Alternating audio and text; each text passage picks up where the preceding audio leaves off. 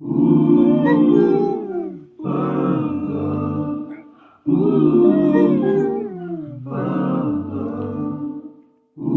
yeah, oh yeah.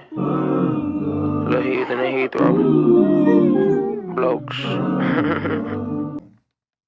Hello, everybody, and welcome to the Quest for the Best Director podcast, or also known as the Greatest Movie Director Bracket Ever podcast, also known as Derek's outlet for expressing himself.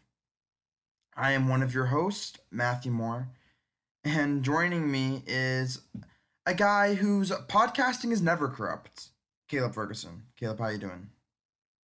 I'm doing fantastic, and I'm glad that we get to be here, for Derek to express himself, because really, that's what the podcast is all about. It's really just for him. He needs to get all his movie angst out. Yeah, he has a lot of built up anxiety, a lot of built up movie rage. A lot of people he wants to yell at, just Infinity War wasn't that good. Oh my gosh. But he can't. So instead we're gonna be talking about movies that no one's heard of, which kind of it's a good alternative. But speaking of which, also joining us is a guy who when we podcast with him, it's bound to get wild and wilder. Derek Schwarzinski. Derek, I would ask you what you're doing, but did you see what I did there, Derek? Wilder, yeah. Yeah, that was pretty good. Yeah, thank you. You're a funny guy, Matt. Oh my gosh, shucks. You guys are too nice. Anyways, this is the Quest for the Best Director Ever podcast. Each week we'll be pitting up two directors against each other, specifically one of their movies. For the first round, it would be their fifth best movie. And this week it is Billy Wilder and his movie Ace in the Hole versus Robert Bresson's movie Mouchette. Or is it Mouchette? Just Mouchette, right. Yeah. I think it's Mouchette. Mouchette. Is there no accent ague, hopefully, at the end there? We will discuss each movie, and then we will kind of vote on which one we think is better, and that movie will move on. If your favorite director's out, don't worry, they can always come back through the loser's bracket. Now, that said, I actually wanted to start off kind of deep diving into one of the movies, but I wanted to talk about at least my quick thoughts on these movies, and I'm kind of curious to hear what you guys think. Because, while these movies actually do have similar conclusions, kind of, with, one character dies, which kind of leads another character to get really depressed and eventually kind of kill themselves, right? Mm-hmm. They're also similar in that I didn't take much notes on either. Yeah. For a reason, not because they're bad at all, not because of that, because with Ace in the Hole, I found the most compelling part was certainly its narrative and kind of the acting and also sound, but most of the narrative, right? Yep. It wasn't a movie that I think was shot super duper interesting or anything like that. It was just really compelling from its narrative and from how it was acted. And then with Mouchette, it's the exact opposite, where its narrative really isn't that strong, but it has this very interesting tone to it. But it's also a very consistent tone, and one that doesn't exactly allow Bresson much flexibility in terms of how he can shoot it once again, or things he can do, because he's kind of very dedicated to keeping its very minimalist sort of tone. So that said, I don't have much notes on either, but I just think that is kind of interesting, because that when we talk about these movies, I think we're really going to be focusing on these kind of two aspects, right? The narrative and Ace in the Hole. I'm sure we'll have a couple other things, and once again, with Mouchette, the tone of it. So that said, do you guys have a preference on which one you want to start with? Probably Ace in the Hole, because you mentioned how the narrative was the most important part, and I read something that he did that intentionally, because Billy Wilder is belief is that the direction and the shot comp is just the vehicle for more effectively emphasizing the narrative. The narrative should be primary as well as the acting. So that's just that he said that kind of exemplifies that what he's trying to achieve is working. Well, that's really interesting, actually. Yeah, I didn't know that. But it makes a lot of sense, especially considering some of the other Wilder movies out there. But yeah, so let's get into Ace in the Hole. Ace in the Hole is about this journalist named Kirk Douglas named Chuck Tatum, and Tatum's presumably, we actually never knows for sure, which maybe we can talk about that in a bit, but Tatum presumably was a very successful journalist, and then he kind of through alcoholism and just being some shady behavior, keeps getting kicked out of newspaper to newspaper until finally he has to be in Albuquerque, New Mexico, and work the paper there. It's super boring. There's nothing to do for him there. Until finally he gets this case where this guy, Leo. I'm not sure who Leo's played by. By Richard Benedict. Shout out to Richard Benedict. I think he did a really good job there. But he basically gets stuck in this tomb, and he believes it's because he was trying to steal from these Native Americans who cursed him. Basically, this Native American tomb. He gets stuck in there, and Chuck Tatum, Kirk Douglas's character, kind of manipulates it so that Leo's stuck in there for a lot longer than he needed to be, and it's gonna he kind of creating this whole hero story on the engineers and the sheriff, who's also in on it with Tatum, and right before they can rescue Leo, he ends up dying. Tatum feels really guilty and kind of ends up drinking himself to death. I thought it was also the stab wound that he didn't get treated. Yeah, when did he get stabbed again? Yeah, by the scissors. Oh yeah. That's right. So what we're talking about is basically the wife of this guy that's trapped in the hole. Basically also hates living in the middle of nowhere and really wants to leave.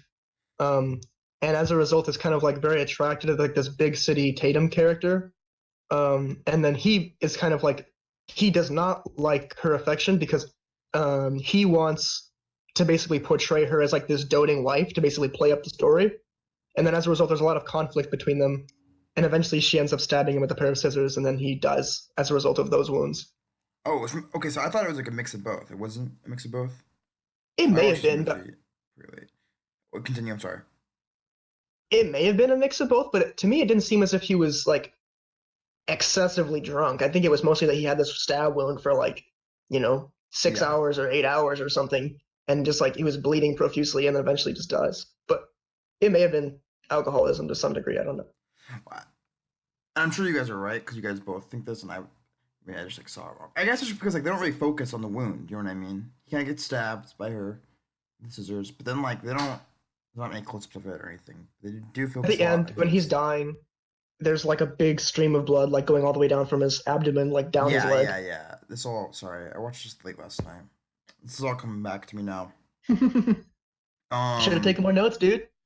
Yeah, evidently. Well, I should have just gone over my notes because I definitely have it right here, actually. That said, what did you guys think of Ace in the Hole? It was really good. I think surprisingly, I was kind of a little bit hesitant at the start, but it certainly won me over.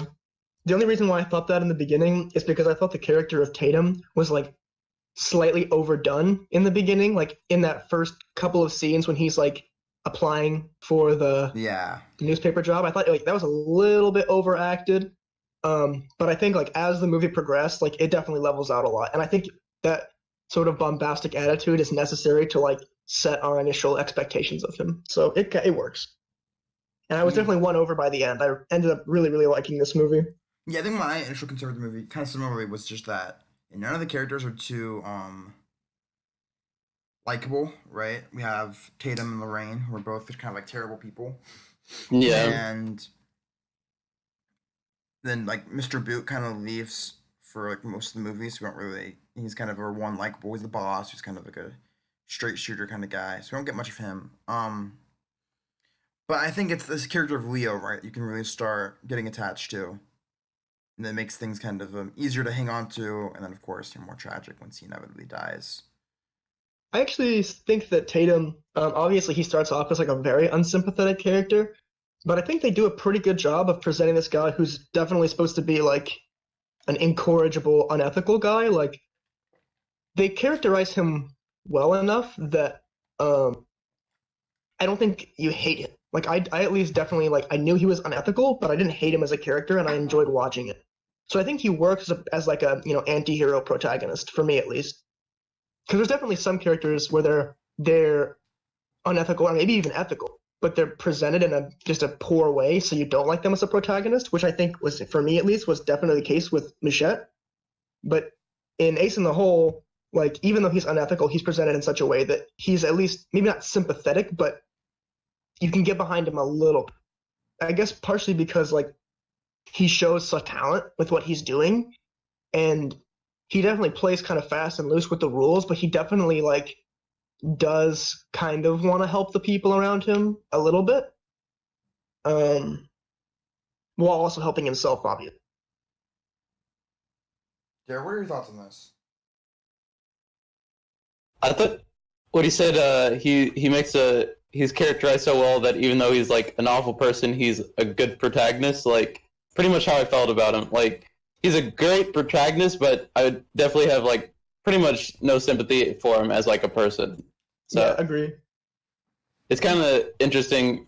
That's like pretty difficult to do. Yeah, I agree with So- what supposed to do, though. I think you guys might be giving him. Yeah, I think Derek plus it best. I don't quite agree with Caleb that, like, he's pretty hateable. Like, I mean, he's definitely, like, someone who's really hard to get going with, especially because the only reason he feels bad for what he did is because Leo ends up dying, right? Like, man's getting tortured, and he doesn't even feel that sympathetic until he realizes that, like, Leo's shit gonna die. And then he starts feeling bad. Yeah, I mean, I agree, but I think we sort of like see the fact that like even though he's acting unethically, he still has a sense of ethics that he's choosing to ignore. And I think like one of the reasons why he's kind of works more sympathetically for me is that like he behaves sympathetically towards our other good characters for the most part. Like he definitely has some care towards Leo because like he sings to him, and even though he's like using Leo, he obviously has some degree of like care for him by like trying to cheer him up and bringing him cigars and singing to him. So even though he's using him, like he obviously has some sense of care. And then if we flip this to like arguably one of the most despicable characters in the movie, the wife, like he does not like that wife at all. And I think the fact that like there's this like attractive woman that's like basically throwing himself at her, but he chooses to like completely ignore her and despise her because of her poor moral character, like sort of reinforces his own, at least in my eyes, like, and it makes him like a stronger character because he's showing that like he's not completely like self-interested and hedonistic and corrupt as he would be if he like, you know, chose to sleep with this woman who's throwing herself at him. But he's like, he has a sense of right and wrong. It's just he forms it around himself, sort of. I mean, eventually he does at least make out with her, but I think Yeah. in old movie speak, I think that's they end up having sex together because I think that's like the implication, the cutaway, but maybe not. No, I'm. But even so, I'm with you. Yeah, I think that's definitely the case. You can at But least assume enough. yeah, but even so, I think I don't know. I don't think Lorraine's the most despicable. I think she's probably like the second most despicable. Yeah, sheriff But- definitely worse. Yeah, they're behind the sheriff, obviously, but I feel like the sheriff is so much of a caricature that like I don't really care too much about him. Like he doesn't feel as evil because he feels more like a symbol of evil or a caricature of evil, whereas Lorraine seems like more realistic and I don't know, mundane in her bad character. I think you guys are being way too nice to Tatum here. Like, Yeah, he is he's pretty a fucking terrible. yeah. He like beats the shit out of Lorraine Yeah, and then attempts to like choke her to death. yeah. Yeah, but we hate Lorraine. She's awful. So is Tatum though. Just because one awful person is like another awful person doesn't make like. Yeah, okay, but like, here's the difference. I think I figured it out, okay? Lorraine is an awful person, but she acts awful towards good people and good towards awful people, right? Tatum is an awful person, but he acts good towards good people and awful towards awful people. So that offsets it slightly. That's not true though, because he acts good towards the sheriff. I thought that was. He's I definitely don't. confrontational at first. Yeah, he's confrontational, and I don't know. It felt like he wasn't being good to him; he was just using him. And like, Yeah, if They have a you, mutual kind of thing going on. yeah, if you have like a symbiotic relationship, it's not necessarily you're like being good to him. You just get receive the benefits of their existence. Also, he's pretty terrible to Boot, Mr. Boot. Oh, He's, like, yeah. definitely a likable character. Yeah. Also, I don't know. He's still technically like using like dad and mom Manosa's like goodwill to Yeah. further his own game himself. who are like the straight up nicest characters in the movie. I think the Yeah, only he reason definitely like uses these people just as he's using Leo, but at the very least he acts kindly towards them, which I think is like what offsets it a little bit to And we me. never Like see at least he how- acts kindly to the parents. But so does she, right? Was she ever mean to the parents? Well, I mean, she's like, I don't want to be here, wham. Yeah, Which I guess I think she's definitely less likable than Tatum for sure. I mean, I think I don't know. I Tatum's, I don't know.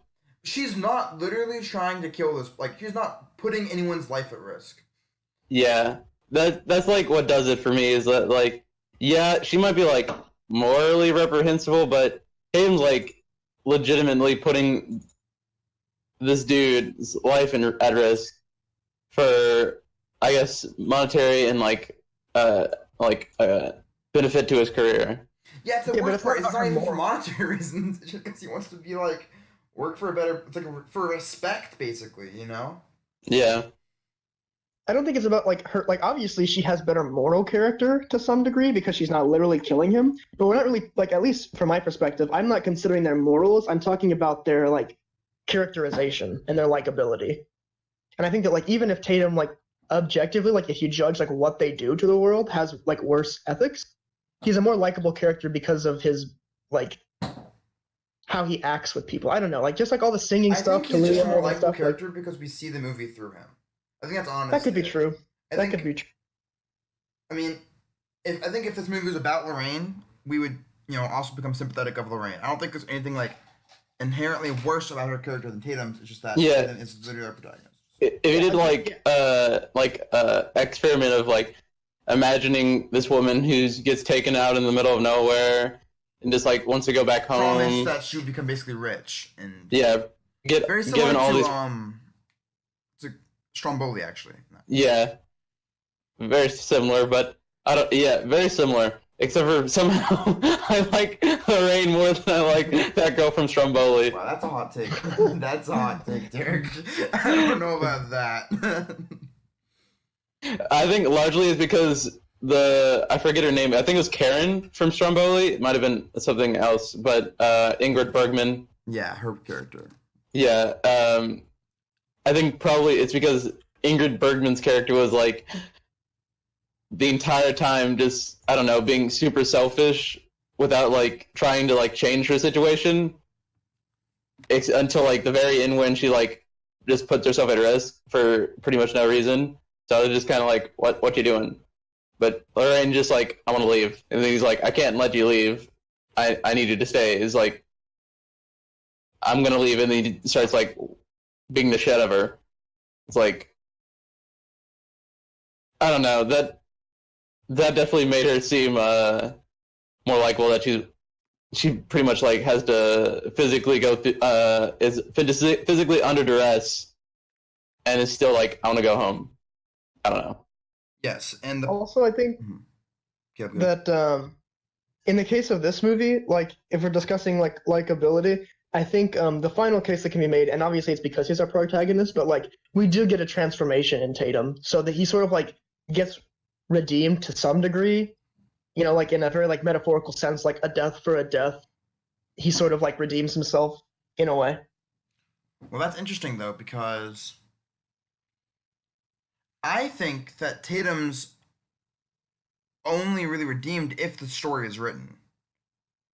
And this is kind of like a Watchmen situation, right? With like Rorschach in the journal, but Wait, can you remind me of how it ended? Because I know there was something about that, but I can't quite recall what it was. He's telling like his second in command guy, Herbie. Herbie? Yeah. He's telling Herbie basically, yo, Herbie, he's like kind of like stumbling, walking with him, like, this is my story, and blah blah blah blah blah. No, right. Let me back it up. First thing, he calls the guy from New York, right? Who basically, there's this guy, Minosa, who, no, not Minosa, what's his name? It's like, is it Faber or... I want to say it's something like that. I don't remember. Yeah, he calls this guy in New York, who works, presumably the New York Times, something like that, some big newspaper in New York. And he calls him saying, look, man, I'm sorry that I didn't do the last journal article because he forgot to do it. Well, didn't have time to write the last journal article, or maybe he didn't want to. It's kind of unclear. Um, I didn't do, but I have the real story for you. And he basically says, like, I'm the one that killed him in more or less words. But the guy's like, stop it. You're being ridiculous. This is Mm-hmm. obviously a false story. Bye. Mm-hmm. And then he kind of like, you believe me, don't you, Herbie? And Herbie's like, I guess so. And he kind of walks with Herbie and he's like, there's your desk, Herbie. Get to work. And then he dies. I think the story is definitely going to come out though, Why? because I mean, there's too much like there's too many people who know, like the engineer and the sheriff and stuff, and like behind like this guy like dying at the newspapers, like in the newspaper's office, like they're gonna like know something is up. I think it'll come out. Well, I actually have a question about that though, because does the engineer know? I've always been really uncertain about that. Or I Yeah, was the engineer curious. definitely knows that something screwy was going on. He knows like something weird was going on, I but don't think he's he knows. like Yeah. the sheriff has like no incentive to actually allow him to say anything. And if he does say something, then the sheriff's just gonna like destroy his livelihood, pretty much. That's So true, so but I last think part one more time. there's enough like public suspicion too. Like, Well, he's like, gonna, I said especially when the guy, he's like asked me on the radio, like, dude, why are you doing this? It's like a way faster way. Like, I think at the very least, it's not supposed to be. I don't know if it's supposed to be convincingly like this story will never get out. It's maybe like a, you know, Well, that's the thing, it's right? It's like I said, it's the Watchmen sort of thing, where it's like, will the story get told, right? We kind of got the but I think Watchmen like journal and the pile of stories. We're gonna say Caleb?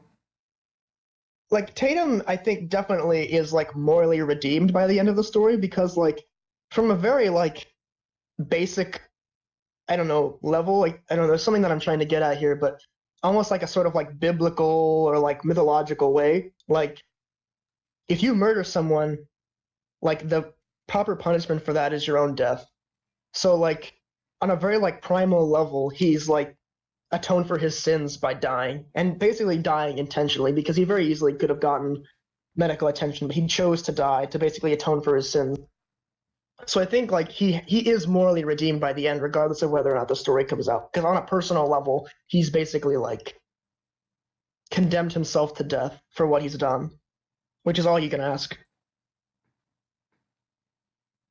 I don't know. I mean, some could argue that living with the guilt's right, what you should do. I don't know. That seems like a very like new Yeah. way of thinking in some ways. Whereas I think like if you just think about like the very basic preconceptions of what we have about like sin and atonement, like killing yourself is like the way to like basically like atone for your sins, in my opinion. At least like from a very like ancient understanding. yeah. Also, I don't know. Atoning for your sins or whatever only works if like you actually care to like live with the guilt or whatever, and that's kind of like a weak fake out on it to some extent. Like you'd have to actually feel guilt, and guilt would have to be like a quantifiable like value in Yeah, respect to sure. like getting someone to die. Yeah, that's actually a good point. Like, death is death, but you can't really be like, is he guilty? But Yeah. it's a lot about Tatum though. What do we think of this?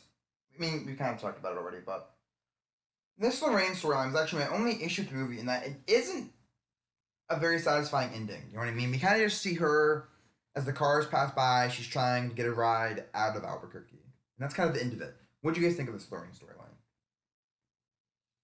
It's an interesting choice because like from a narrative standpoint, as we understand it, she has all the money she needs to leave, so she probably will. But it's interesting that instead of showing her like hopping on the bus and getting the hell out of there, they show her like getting left behind basically. So I wonder why they would do that because if we think about it logically, she's definitely going to leave. She has no reason to stay and she has all the means to leave. But why would they choose to show her getting left behind then? Because it like definitely like colors our understanding of her, end of the story. Hmm.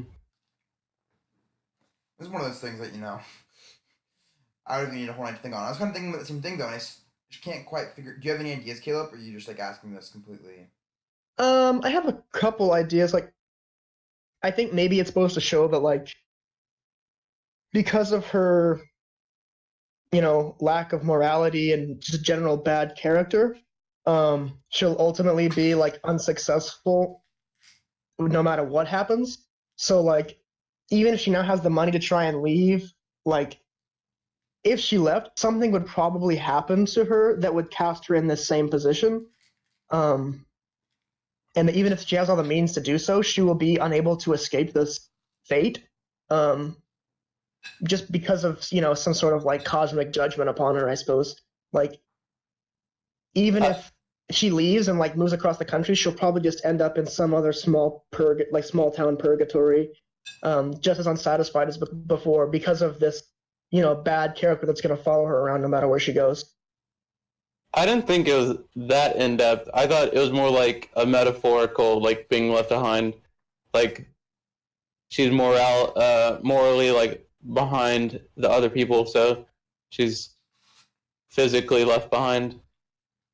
Is she like that far morally behind all these other people though? Because I don't think we're supposed to have a very favorable opinion of all of these like Yeah, I carnival agree goers with you either. on that one, Caleb.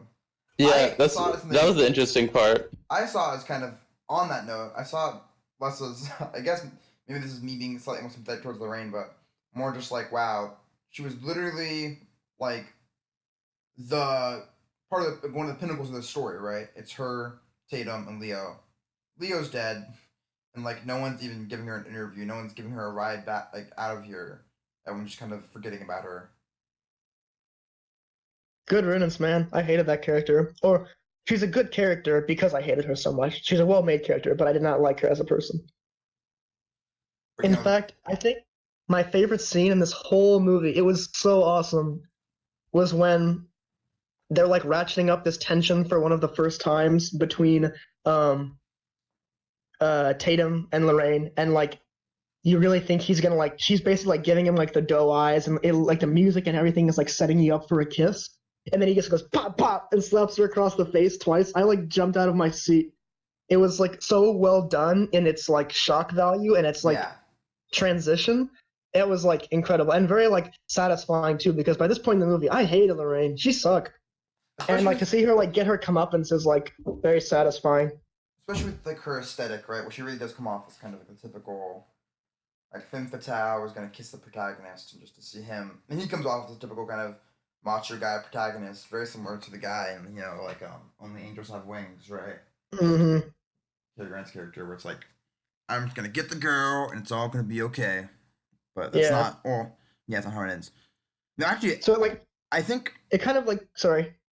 I think I might like have an idea. So just go back to your original question about why we have this ending of her getting left behind. I actually think I have an idea. Kind of going off what I was saying, right? So the whole theme of this story, or I guess one of the main themes of the story, is just like the kind of corruption of the press, right?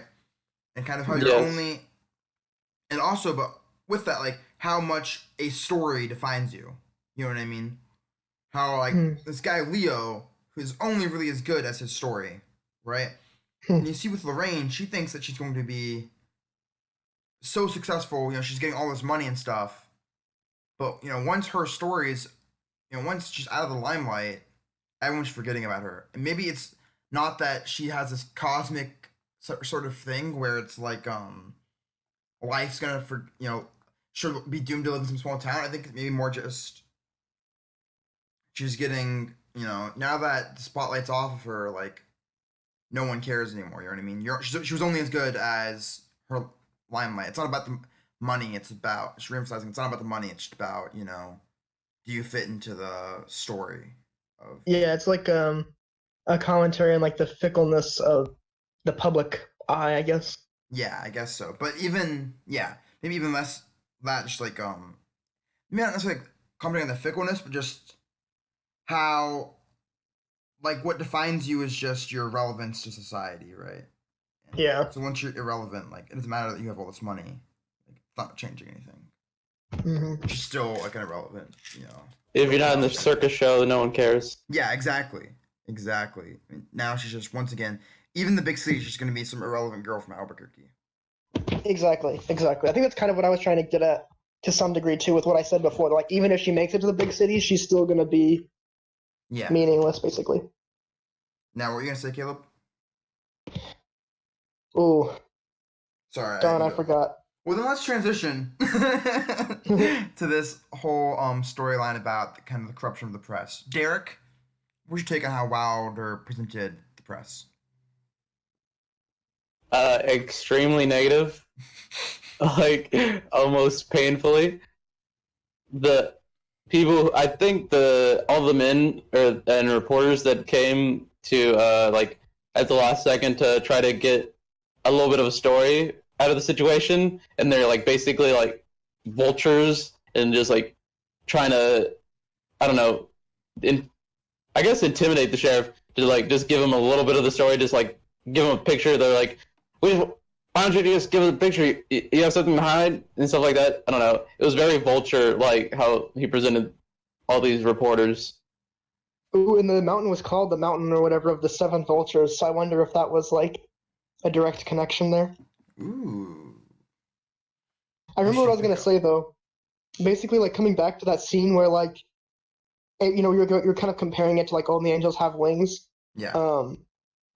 And like this kind of like slap scene where like it kind of builds us up to a kiss, and we have all these like preconceived notions of like what this type of movie is going to be. And it's so great because it really like sets the tone, I think, for like what the rest of the movie is gonna be like. It's basically saying like this is not going to be one of these only angels have wings types movies where it's not going to be about this guy like getting the girl, and it's not going to be about all these other things. It's a very stark like the movie like lets you know like at that moment, which is like pretty early, like I would say like maybe like a quarter or a third of a movie where like this is not what this movie is going to be about. So kind of interesting.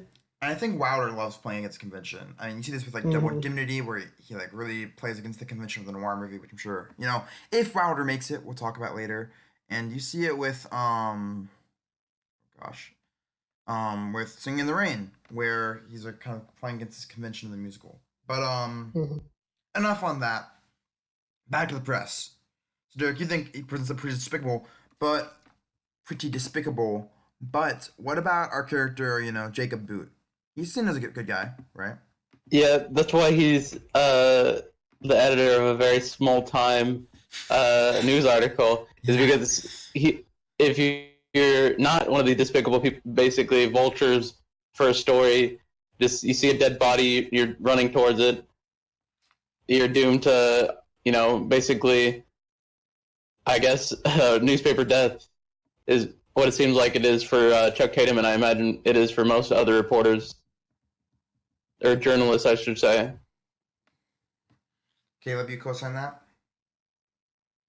Yeah, I mean, I think like as you're saying, like with the dead body thing, it's really like clarifying the connection between like the name of the mountain. I think it definitely was intentional that it was called the Mountain of the Seven Vultures, and it's making a direct, if subtle, comparison between these kind of like unethical journalists to vultures who just, you know, circle around bad news and kind of dive in and like pick up the body of, you know, unfortunate people, basically. Yeah, you even have that quote from Tatum, right, where bad news sells best because good news is no news. Yep. Mm-hmm. That was one of the quotes I always thought was really good, because I don't know, that's like after watching this movie, I felt it was like is an indictment on like you know, yellow journalism, but also like even nowadays our own news, because on the news today, like probably like I'd say like if you look at your local news, probably 50% of it's like there was a car accident, 10 people died in it,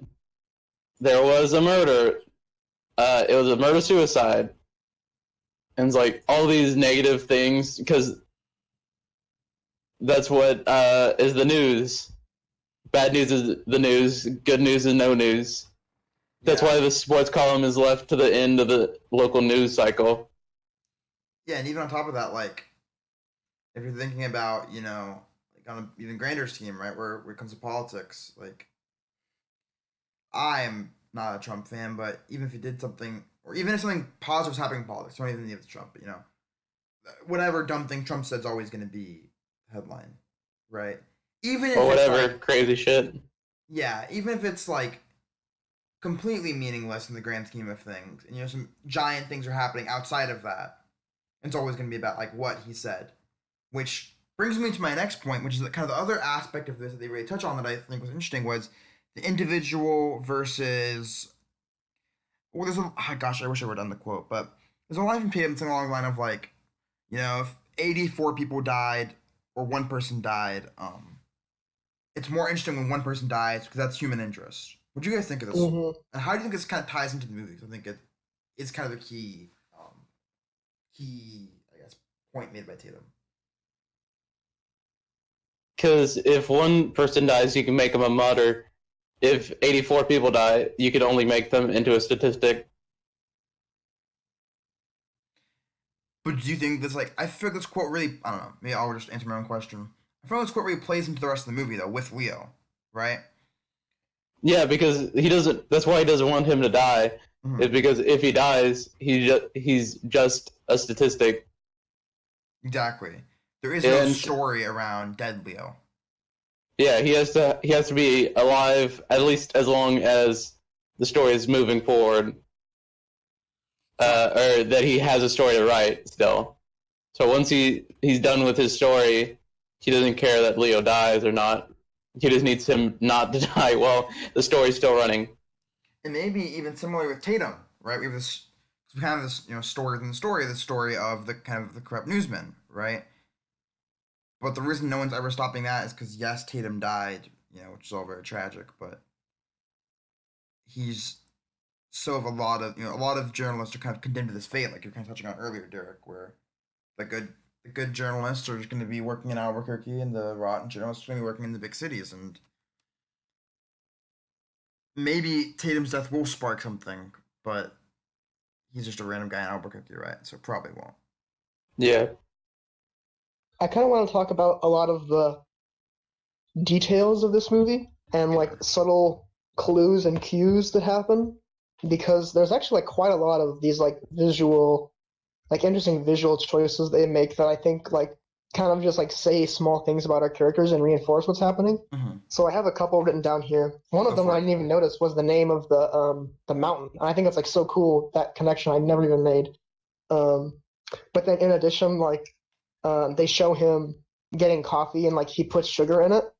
And I think that's sort of that saying you like sugar in your tea is sort of you like to, I don't know how to quite explain it, but do you guys know what I'm talking about? Maybe you can explain it because I can't think of how to say it. Could you restate it? I don't think I grasped what you're trying to mean yet. If it's sort of like a saying, oh, you like sugar in my tea. It's it's in that Weezer song, don't need to admit that I need sugar in my tea or whatever. You need that little bit of interest, and you need to get a little cut of the pie, I guess is I can only describe it using other metaphors, but you eat your slice, you're cut off the top, basically, you know what I mean? You're not gonna do things just the basic aesthetic right way. You need your kicks, I guess. And so I think that was definitely an intentional thing of saying, pointing him as he's not necessarily an evil guy, but he's gonna get what he can get. He's gonna have his sugar in his coffee. And then Lorraine, very dramatically, takes a bite of an apple, which to me was obviously emblematic of the Adam and Eve woman as a sort of deceiver type, I guess you could say. Yeah, obviously the suspenders and the belt as sort of a metaphor for playing by the rules and being safe. I thought it was hilarious, the fact that Mr. Boot or whatever wears both suspenders and a belt. That cracked me up. And then there was a scene where towards the end when Tatum is really going off the rails, he takes off his suspenders and kind of just throws them to the side. And a lot of little things like this that kind of just help provide. You have to look into this a little bit, but they provide pretty cool clues. I like the whole Tatum throwing off the suspenders thing, but also at the same time, it looked so unnatural, right? Yeah. It was kind of well, I can't say this, but yeah, it was just very bizarre. Did not look like a natural movement a human being would make. But yeah, there's so many cool little visuals. I don't know. Something about Lorraine, that shot of her as the circus goes by, I thought was so visually appealing. I don't know what it was about it, but I really liked it. Derek, any more shots you thought were cool? Hmm. Probably at the end when like Dad Minosa is going back into the like towards the mountain and whatnot, and just like this towering mountain over this dude just like sadly walking through the dust was really aesthetic. Wilder's just such a great job of building up this tension, with the whole movie. Mm-hmm. One, Also, as I look at speaking my of notes, tension, one thing that I really um kind of thought compelling was like how he uses like sound hmm to build up this tension. Is that where you're going with what you're about to say, Caleb? Or you going somewhere yeah, else? like I was just gonna note when they first pull up to the gas station, like just like nothing has happened in the story. They're just going to some rattlesnake contest or whatever, Mhm. and then they just pull up to the gas station, and all of a sudden they start playing this creepy music, and it's like seemingly out of nowhere. And I thought it was kind of weird that they kind of like you know jumped the gun a little bit, but it definitely Yeah, like worked because it starts building that tension so early. And then when they go inside and like the woman is just like praying like vehemently and like won't even turn around was almost like supernatural or like something out of a horror movie. It was very strange, but did a good job of building up the tension. So yeah, and it's even better because it's music that we had heard before, right? Just like a slightly different rendition of it, just to make it sound a bit mm, creepier. mm, Another, like, oh my gosh, I hated it so much, but it was also so great. Is when he just gets that big fight with Lorraine, right? And then, or maybe it's with the sheriff. Yeah, it's no, it's where it seems like choking her out basically with the whatever The furs, with the yeah. fur, yeah, with the fur. And then he like walks out and the circus music's playing. I was like, oh my gosh, I hate yeah. this movie in the best way possible. Like, because it's so tense. And it's like, da, da, da. It's like, ah. Yep. Oh gosh, and Wilder's amazing with that. And it's never distracting either, right? It's just like, because like Derek said, I don't think Wilder really wants it to be distracting. He doesn't want to go to the movie. He wants you to be invested in this narrative. Yeah, and like they do a good job with like the other two types of sound or music is like I think like that circus music is a great example because like it's so constant and it's so perfectly emblematic of like what's happening around this story that it's like a big circus has been made out of him. And it's just like this absurd, cliche, happy da, da, da, da, da, da, all the time. And then also the pounding of the drill as they're getting closer to him is also like like the pounding of like Oh my gosh, impending doom or yes. something. Well, it's interesting because it's a sound that's kind of introduced. It's introduced by Leo before we really hear it, right? I mean, I think we probably hear the drill sound, before Leo starts talking about it. We definitely do, but we don't. Mhm. I didn't really notice it until Leo starts talking about it. But Yeah. once he mentions it, it gets in your head, especially in these scenes with. And not only is it getting, because it gets in your head, you're kind of assuming it also gets in Tatum's head, right? Our protagonist. hmm And you just wonder how long that drill is just kind of going through him, torturing And him. then you have to imagine for Leo being under all that Yes. all day. I couldn't. I couldn't even fathom. Well, let's finish up the discussion of this movie. We're talking really quick about Leo because he's someone who we haven't really talked about, but I think definitely warrant some discussion. Derek, any thoughts on Leo, played by the phenomenal Richard Benedict? I don't know if he's a sympathetic character or not, because he does kind of, I don't know, kind of gets Lorraine stuck in this hell, her personal hell. But then it's like, also this dude just wants, he just like really loves her and wants her to be happy, and he just gets stuck under this mountain. So it's kind of difficult whether or not I should sympathize with him or not. But then it's also, he's acted so well, because like he's sick and he's like so desperate in his last moments, and he like knows And the makeup the. too. Like, Oh my god, yeah. he's so dirty and it's so nasty, but like, he's like almost subhuman, but at the same time so human. It Leo's character is so tragic. I mean, yes, Derek, I agree that he's like kind of unlikable because like he kind of was asking for this in some ways. With first he's kind of bad since he's not great to Lorraine, but also how reliable is Lorraine in that? Yeah, I hmm was with you. Like eventually, I didn't really like him, but like it's so hard not to after he has these monologues where it just Yeah, he like seems like a sweet doofus in most of his monologues. Yeah, exactly. Like he reminds me of once again of the guy from Stromboli, but just less abusive. Yeah. So I can't really Antonio from Stromboli, but just yeah, Yeah. It's without kind of the whole interesting. abusing part. It's kind of interesting because Tatum's doing all the abusing for him. Yeah, yeah, he's pretty terrible to her, and he's like so sweet. And also, I think that's really what kills it, right? Is because he does love her so much. You know, she look pretty in it. Oh my gosh, so good, phenomenal. Yeah. With that, I think we can move on to Mouchette. And on Mouchette, Caleb, you said that the protagonist was not likable in Mouchette. That is correct. Okay. Oh, I don't know about that. I heavy disagree, but continue. I want to Yeah, hear I your argument, expect- Caleb. I expected that was going to be a spicy take, but literally, Mouchette, obviously, she has a very terrible life. Okay? A lot of bad things are happening to her.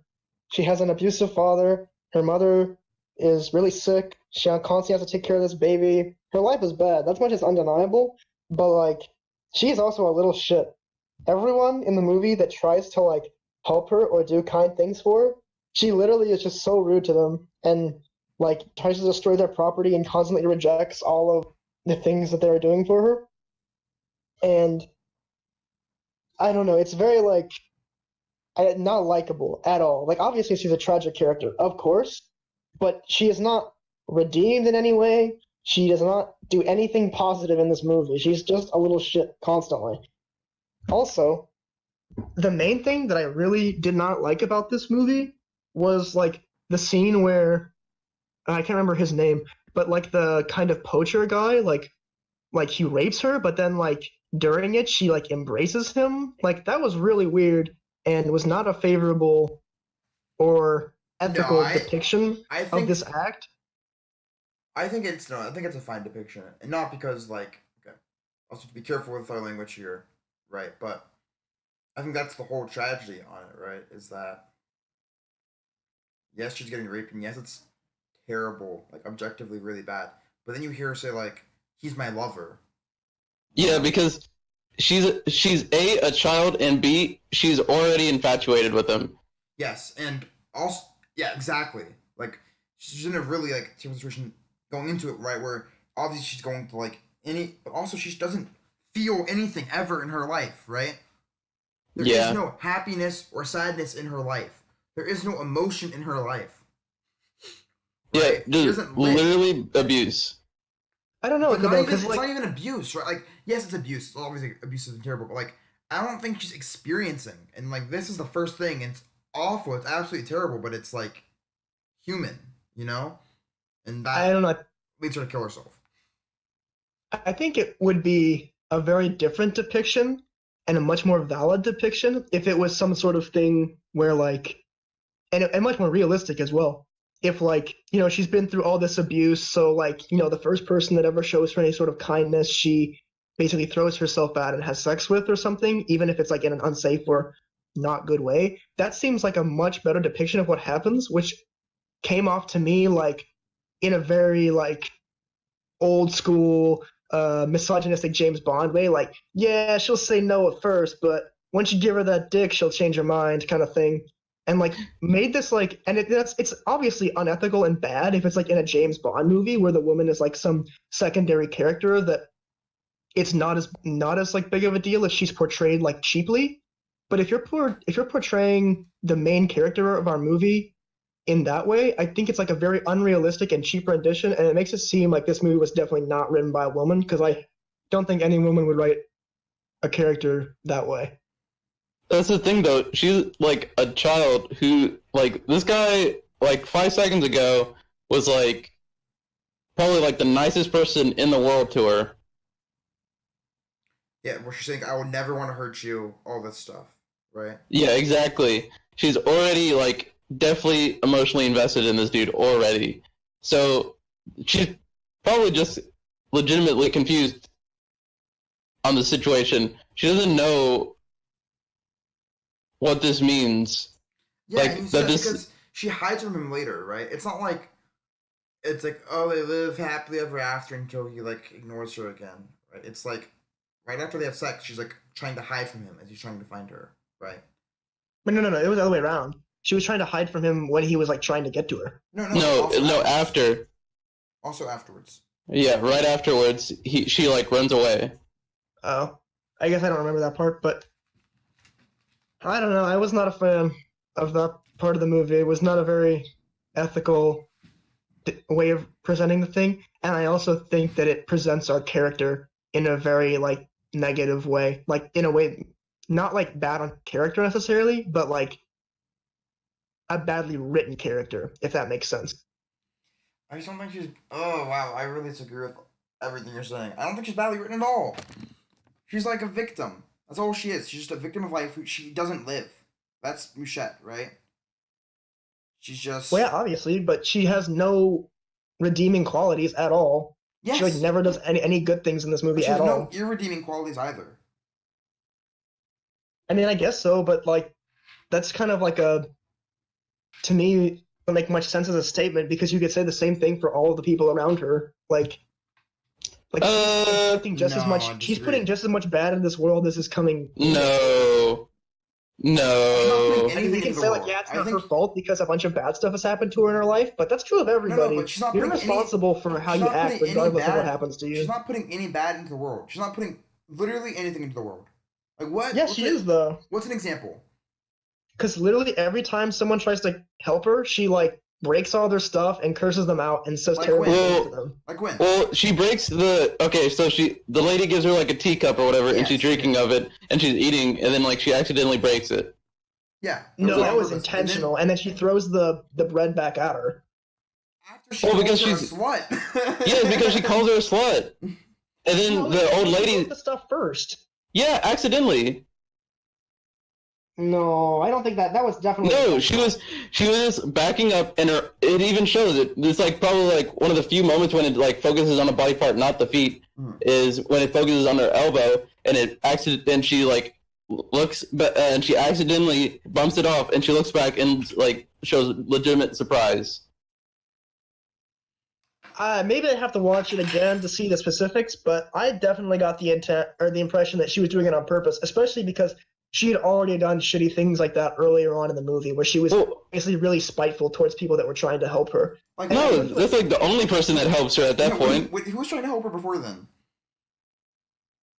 Oh boy, I honestly can't recall the exact time, but I'm pretty sure there was a time before that in the movie where Caleb, someone was like trying to offer her some help, and she like directly refuses it and gets mad at them. I don't understand how you can say that like it is unethical for him to show a child who is being like terribly treated to like sympathize with the person who rapes her, but we were supposed to see an act of kindness when an adult calls a child a slut who got raped. Well, no, she did that.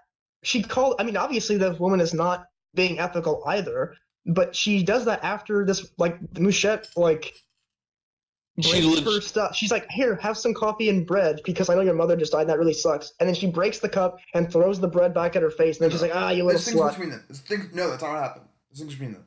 Here's the order. They're talking, and then I can't actually remember if like they cut to her. Was it like a hickey or was it like a scar? I couldn't.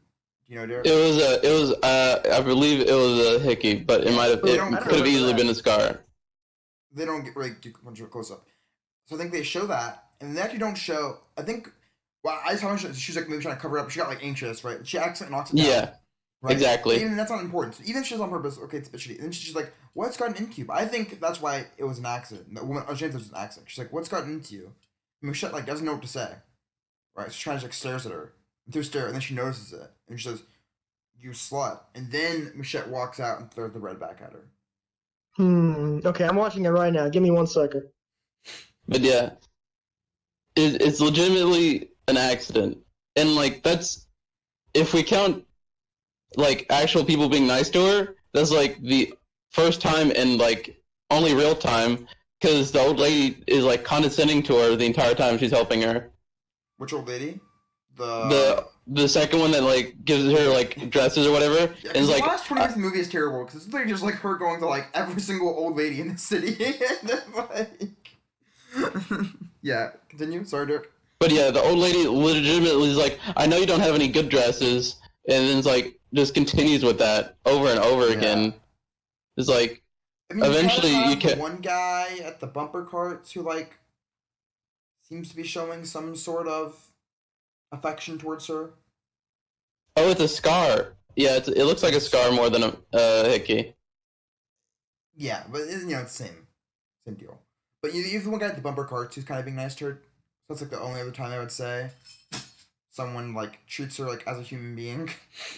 Yeah, I agree with that. I also I just like kind of rewatched it to recap, and after she like breaks the glass, like I'm pretty sure it was either intentional, or if it was unintentional, she was very unapologetic because she bumps her over with her elbow and then she literally looks up and stares her right in the face and just has like a little like, I don't know, not apologetic at all look on her face about it. So she was definitely being like aggressive or confrontational about it, even if it was a mistake. She was definitely like, "What you gonna do about it, huh?" She wasn't being confrontational. She was just being like, she Empty. was trying to cover. You're giving Mouchette like way more emotions and like complex thought processes than she actually has. Yeah, she has like very little emotions other than like anger, because all the time she is getting abused by these people, including the people at her school, and including the teachers at her school.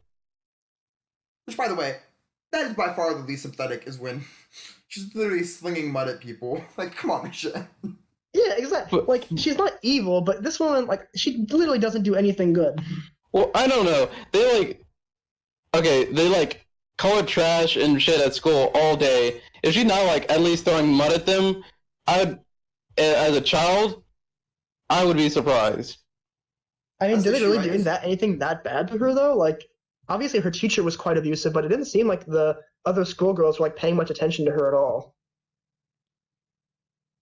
Yeah, The boys try to like flash her, and they call her like rat nasty face. names. Yeah, rat face. The girls also That's not definitely like that at laughing at her. school. And Those the were girls, not schoolgirls that she was throwing mud at. Why is she throwing mud at these guys that are flashing her? They laugh at her while she's while she's like getting embarrassed by her music teacher. yeah, that's true of anybody that's getting disciplined in school is going to be laughed at by the other students. That's like, Yeah, but I don't know if that's necessarily specific to her. yeah, but I think the idea is just that she's like very isolated, right? We can kind of imply this isolation. Yeah, Yeah, for sure. But I don't think she's necessarily being abused by her classmates. There's never any evidence of that. They giggle while she's getting yelled at, but that doesn't seem that. I don't know. Being distinctly, isolated due to your, I don't know, financial situation seems kind of abusive. Well, and the worst part is, right, it's not like a lot of kids are isolated at school, but usually they have something to go home to. She has nothing, right? There's literally nothing positive about her life at all. All I'm going to say is we see Mouchette acting negatively towards her classmates way more than we see her classmates acting negatively towards her. I almost think that that's worse. So that's kind of what I'm saying, Caleb. I think, like, okay, so let me give you my thesis on Mouchette really quick. Alright. Let me kind of reiterate maybe my thesis. Mouchette does not live. Mouchette is literally just like essentially like a tumbleweed of life. She doesn't have any emotions. She is never happy. She is never sad. She's maybe, like Derek said, a bit angry, but usually that's just conveyed through this kind of distance to life, right? And it makes it even worse when she has to process literally any emotion, with just her getting raped. It's just too much for her to process and kind of leads her on this downward spiral.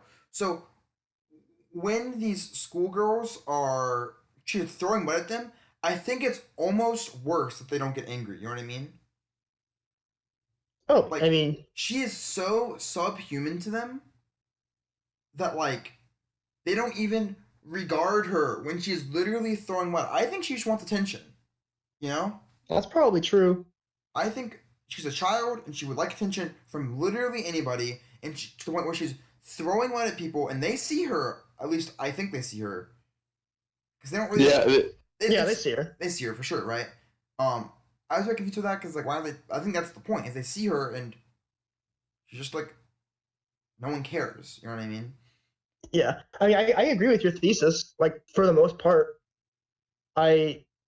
But I don't necessarily think that that's an interesting way of, that's like not really an interesting plot or movie. Like, yeah, it sucks, but I mean, Well, Who cares?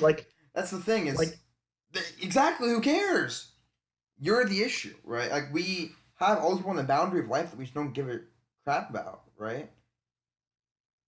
But why should I give a crap about her? She's not redeemed herself. She has no character transformation whatsoever. She's shown no positive qualities. Like, I agree that it's tragic that she exists, and I wish that, like, her life could have been better because of better circumstances, but I feel no connection to her. I feel no, I don't care. You can't She's just as connection to bad her. as people around her. And you have to, even if your surroundings are terrible, and everyone's a product of their surroundings, of course, but, I mean, there has to be some degree of responsibility. You have to have some sort of How, though? agency How? in How is she supposed to, by, like, understand by ethics being like a not a very shitty fundamental level? person. I mean, But how? Like, how is she supposed to become human if she has literally no humans interacting with her? I mean, obviously, that's probably not going to happen. I agree. So how can But she we become can't just say that responsible? no. I mean, we can't just take some sort of fatalistic view of life that none of us have any agency or none of us can control our own behavior or destiny because we're all just products of our environment. That's kind of a cop out. No, but it's Obviously, not a cop out when you're in Literally have only abuse in your life. yes, where there's no one giving you anything to work off of. yeah, Like, I mean, I agree, but there's still nothing to connect with here. yes, but it's because it's not and that's like intentional, right? It's not like he's trying to go as this character that we connect with. The whole point of Mouchette is that you can't connect with her. Her life is just so tragic beyond repair that we couldn't even Yeah, I conceive of agree. it. So are you sad when she dies at the end? Yeah, Yeah, it's pretty fucking I'm not like sad. Well, why? I mean, not nothing like was this lost. shock Like you value said, she's sad. not human. It's not like this corny, I shouldn't say corny, but it is kind of corny because it happens so often, right? It's it's not gonna make me cry. It just makes me I literally can't believe I just watched that movie. I can't believe this person experienced this and this is just how it ends. You know what I mean? There was never I know what you're talking a about. moment in this entire movie we never feel positively at all. I think that's the point. I don't think movies have to be here to entertain us or to make us feel happy or to make us connect with the characters. I think it just has to send a message, and Bresson does an extremely effective job at sending his message. Yeah, I think that's exactly his point. He's not trying to create these characters or this story that you connect with on a personal level. He's trying to construct a story that effectively tells a message in the most minimalist and efficient way possible. Yeah, but what's the point? There is no message. If anything, the message is that life sucks and a lot of people live lives entirely filled with suffering and then they die. Well, awesome. We already know that. That's basic. It's Everybody not knows suffering that life though. sucks and people... I don't think because it's not really suffering, right? It's just I feel like even saying they're existing is almost it's Saying almost, too much. yeah, exactly. She's not nothing would happen if she wasn't alive. Exactly. So why are you sad when she dies? That doesn't make sense to me.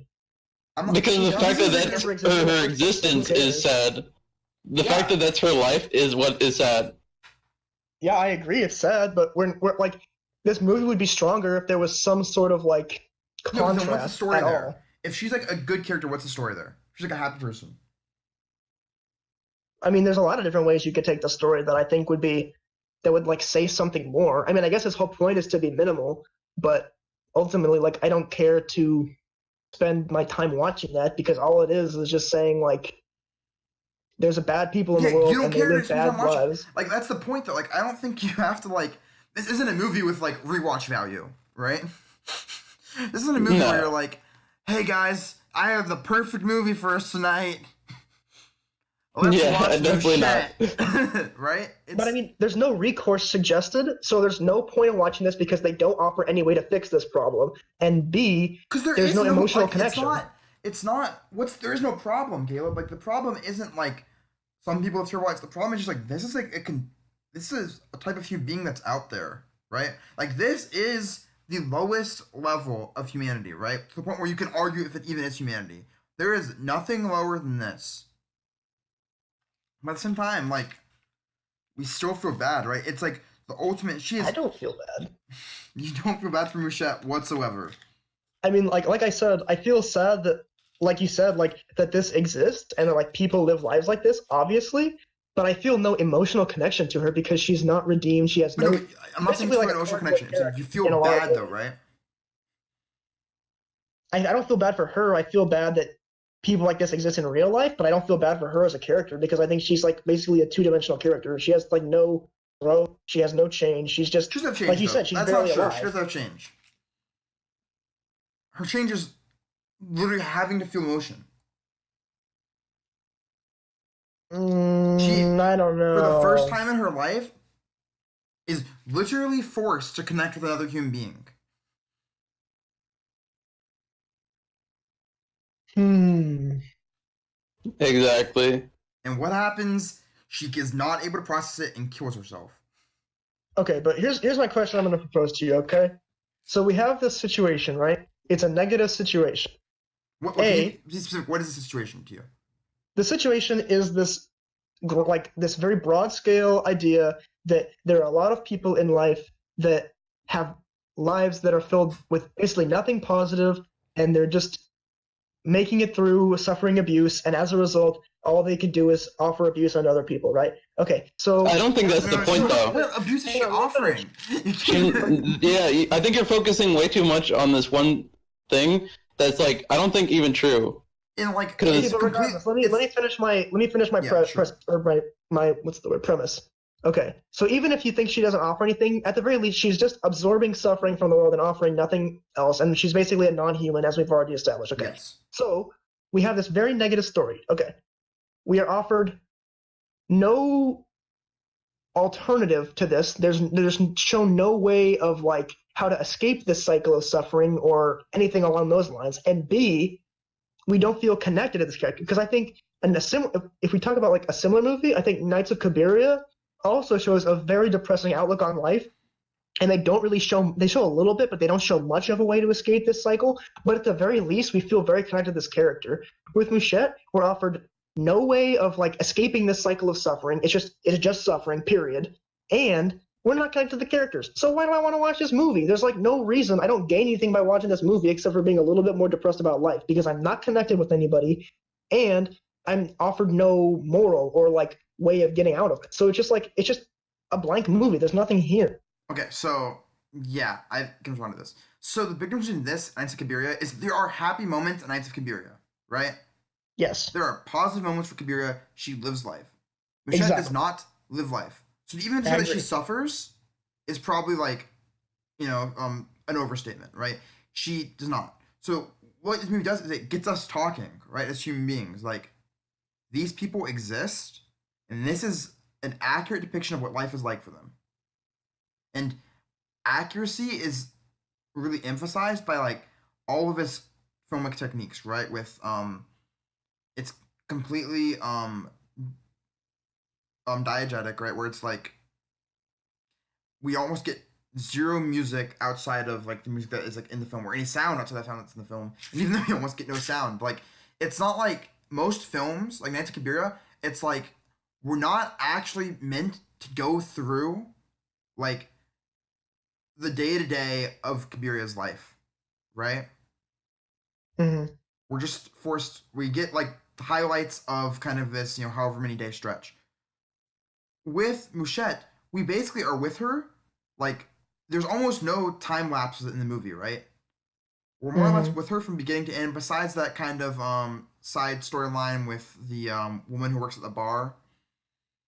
What's her yeah, name? Like starts though with an L. Louisa, and that's Louisa, to yeah. establish why our scene in Matthew are in the forest. Yeah, yeah, exactly. But outside of that, like we basically like spend pretty consecutive, especially for the second half of the film. We just basically we're with Mouchette the entire time, and basically how there's almost no time lapse, right? Besides like not seeing every single gritty moment of her rape scene, and obviously not watching her sleep. So with Mouchette, like we're forced to like see what it's like for her, what life is actually like for her, with and yes, we don't connect with her because like there's literally nothing to connect with. Like you can't connect with, you know, I can't connect with like a table, right? I can't connect with like inanimate objects, which she essentially is. Yeah, But yeah. it's important to note that like this is what life's like for the lifeless, and all of these decisions that we make, we're kind of making decisions for this kind of because we make these decisions for this outskirts group of people all the time, right? If you look at when did this movie come out, the 60s, right? 57. 67, yeah. So a bit after the Holocaust, right? Look at the Holocaust. The U.S. is making a decision to like, when we're gonna get involved in the war and all this stuff, right? And we're kind of, but we don't really know what it's like for these Holocaust victims. And this is honestly a much more accurate portrayal of like a Holocaust victim than like any movie I've seen with actual Holocaust victims, right? Just this nothingness, right? Which is the only way to cope, but at the same time, like an awful way to live. Yeah, or isn't it even a way to live? Yeah, right? And it's kind of like this is so tragic. This is like even more tragic than like I could ever conceive, and that's what like gets you thinking. Like, I can't believe that we would ever allow this to happen. And if the conversations between continuing this or preventing this, like, how is it the answer is literally not always preventing it, no matter what the stakes are? Because even at our most tragic, even if like people are dying all the time, that literally to me cannot be worse than what these people are going through. So at least there is emotion there. But we're not offered any way to make it stop. That's my point. Yes, that's not the point though. Because it's not one condition, right? Because it happens all the time. Anyway, but there's not like even if there was like some sort of like. It's not like to bring it back to Kabiri, as I was saying before, like we were at least subtly offered one way to escape this cycle of suffering. But in this movie, we're shown, we're making decisions that affect these people. These people exist, but we're not offered any sort of recourse or way to escape this cycle. So it's just pointless. Except for the point is like you're supposed to talk to it, and exactly. It's up to us. You have to physically and mentally engage with other people to figure it out. That's like. You're not supposed to like take away from this movie. This is how you do this thing. This is how you should do this thing.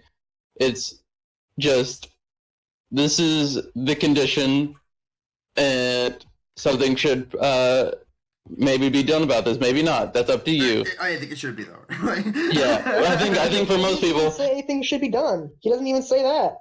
Yes, because that's why he leaves it up to you. That's why it's implied. The fact that she dies. Yeah, exactly. It's like it's like the implication of it is that if you're a feeling person and you feel bad about this, then maybe you should do something about it. It's not even supposed to hit you, right? It's supposed to make you think and be like, wow.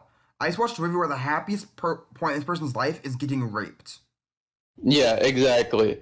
I do agree with you, Matthew, though, that like you're supposed to think about it and not feel it, because they definitely don't do anything to make you emotionally connected or to feel anything about what's happening here.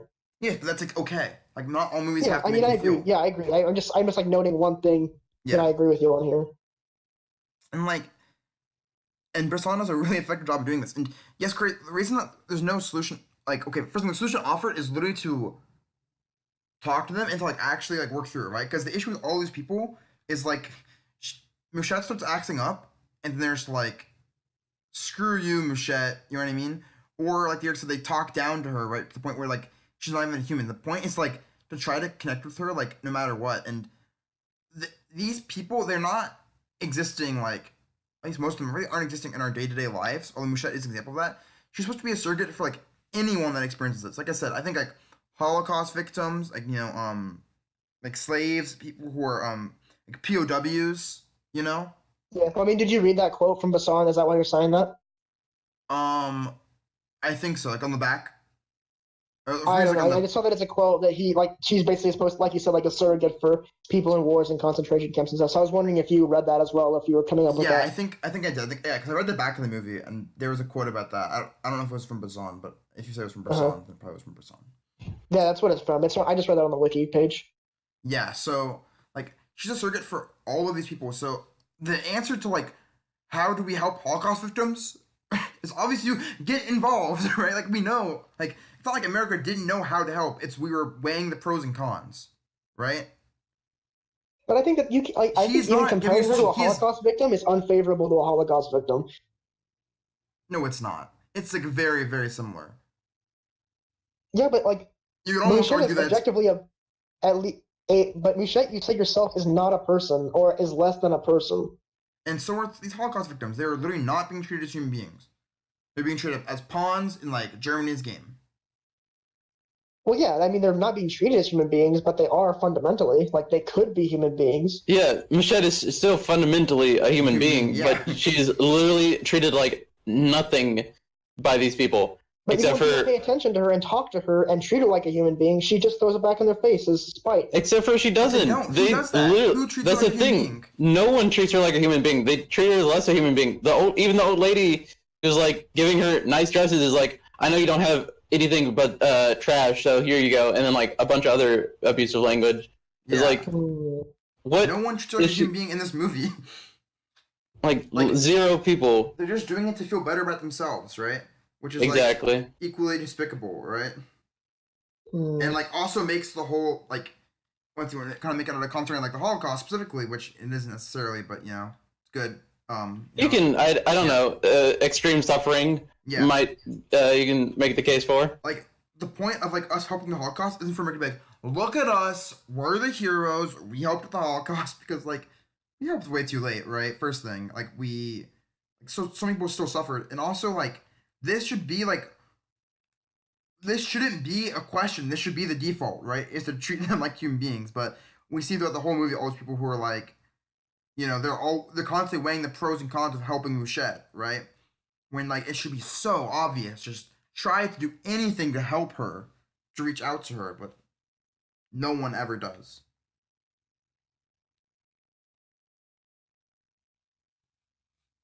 Hmm. It was heated. Yeah.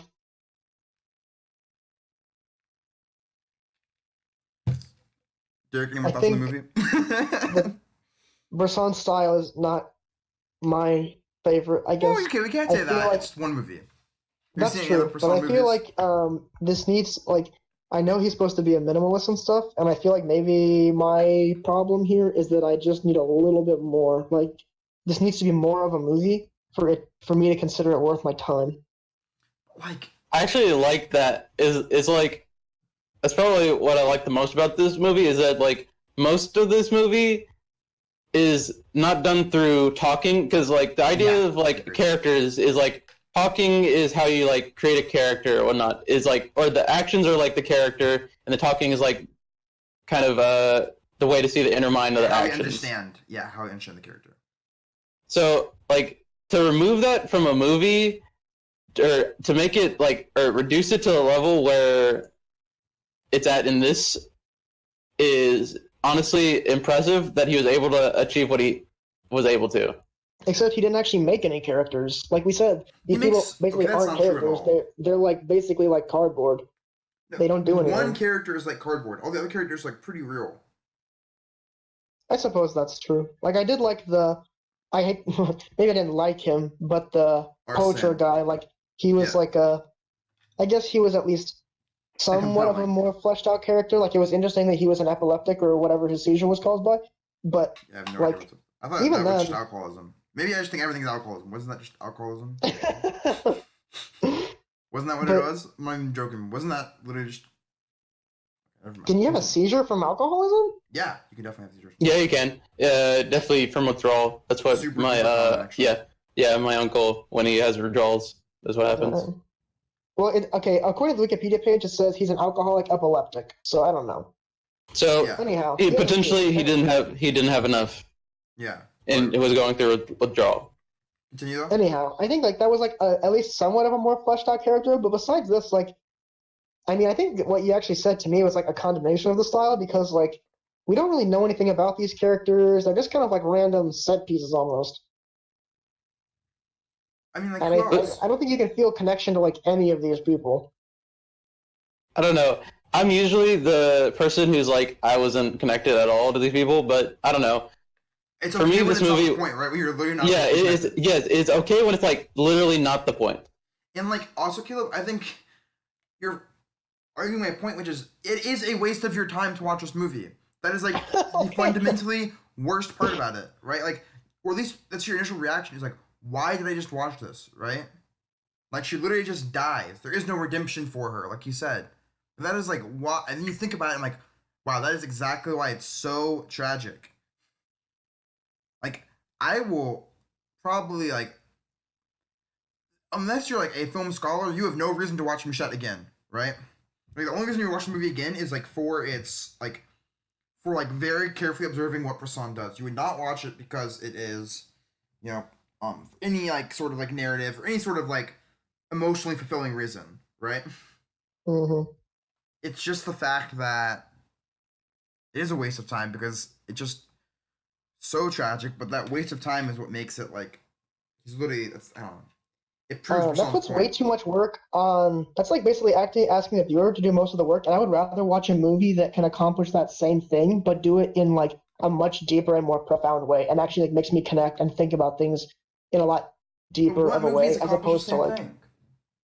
I mean I keep comparing it to like Knights of Cabiria, but I think in a lot of ways like it's kind of has a similar point, except like I thought about a lot of the same things afterwards, except Knights of Cabiria actually made me feel emotions and connect with the But characters. she's not at I don't all the know. same. She's like not the Yeah, I same don't. character Yeah, whatsoever. yeah, I don't think it's the same at all. Like, I don't know. Street of Shame is like Knights of Cabiria, but this is like something entirely different. And I think Because there's what definitely similarities. I don't know, because what this is about isn't about like a situation that through like financial or external Or like decisions or societally, whatever, yeah. yeah, societal reasons, you get into like a situation that like snowballs, like Well, you can't post get World out War of it. II It's a vicious society cycle, that yeah. yeah, a post World War II society that has like I don't know incentivizes I don't know people to go after vulnerable women romantically. Yeah, I'm not, obviously the point isn't exactly the same, but I think they're similar in that they have a dismal ending and they say something pretty depressing about life as a human, except one of them is like this it's a movie. It makes you feel things about the characters and basically like is an enjoyable experience, at least to Mm, some degree. Whereas the other one is like, here's a shitty thing about life, but I'm gonna make you do all the work about actually like But why is that thinking bad? about it. Like I feel like you have like a Because I can lot do of that on my own. ideology I going don't into need this this. movie to do that. But why? Like that's just ideology. Like, I hate to use buzzword. That's literally just ideology. That's just your own like movies don't have to do all the work for you. It's okay for the I'm not movie to saying like make it you has to do have to all do the work. thinking for me, but like it's an enjoyable like one of them is like a movie that I felt fulfilled upon. Like both of them are movies that you watch and afterwards you think, but one of them you feel like it's a waste of time after I you did watch not it, think and that one was of them Knights you're of like that Cabiria. was I a good think use of my yeah, you're time. being So very generous tonight. Dude, this is like a very, very different film experience than I've personally ever had, and that's why I enjoy it. yes, Like, yes, for better or for worse, like it is just so different, right? And I'll be real, there are parts that are pretty boring in this movie, but that's okay. Cause like, I don't know, when I come from to like causing boredom is like some ways like creating true boredom is in some ways harder than creating like entertainment, right? yeah, but I need Because to watch that. and also I don't need to you're be bored. I don't want to be bored. yeah, Like but that's like way too that's high just concept. why though? Why is it too high concept? That's like Like such wankery. Like all it's movies not are wankery, entertaining, dude. so I'm gonna watch movies to be bored. No, Ooh, because good. no, no, because no. it's not that. It's about the methods of making you think. Yeah, exactly, exactly. It's Is it's it not is wankery because like you're looking at movies from like one very specific lens. It's not like Tarkovsky, right? Where like he's doing all these cool shots, some of them are cool, but it's just like, or I shouldn't say Tarkovsky in general. I should say The Sacrifice, right? Where it's like doing those Mhm. cool shots, sometimes cool, but also sometimes just like literally, what do you like? What's the point of what you're doing? Like Bresson, you understand exactly why he's doing what he's doing. There's a very direct point to it. Nothing is like without purpose. Like everything is like intentional and feeds to the story. But like Like, there is no purpose of the story. We've already like but yeah, covered there is that. a purpose to the story. It's to make you think. It just Hmm. there's no emotional manipulation on his part. yes, exactly. That's like the minimalist part of it. It doesn't make any assumptions on where you stand and who you should connect to. It doesn't. It doesn't like make a character that you have to root for. Yeah, It isn't. That's not what it's like about. it's about making you like actually think critically think about that situation. which so many people don't watch movies, like watch movies and then don't critically think about what they're being told. I think it's important that this movie is literally forcing you. If you want Yeah. any sort of takeaway, which I think people inherently do when they watch movies, so thus, because they're not getting an emotional takeaway, they have to think about it critically, and that leads them to think like, oh my gosh, what are we doing? I don't know. And it's interesting you said he uses boredom as a tool, because I don't know, I felt like he did that with some of his shots too, because like Yeah. there's definitely a lot of his shots were focused on like almost the wrong thing, almost like not the wrong thing for him, but the wrong thing like traditionally. Yeah. You have any examples of that? Like I think he does it like the most with like feet. Like odd times he like focuses on feet. I don't know why at all, but I think he does it like kind of traditionally like wrong. Like if you focus on feet, it's because like they're like dancing or something or doing an action. But most of the time when he focuses on the feet, they're like talking. Yeah. Or just like, you have these girls who like inherently you should just like you think you want to dislike, right? Because like our protagonist dislikes them, and then just like cuts away to them like having fun, you know? Yeah. Oh my god. Yeah, that's great too. It's just like so many things that just like don't make sense, but like completely add to what he's trying to say.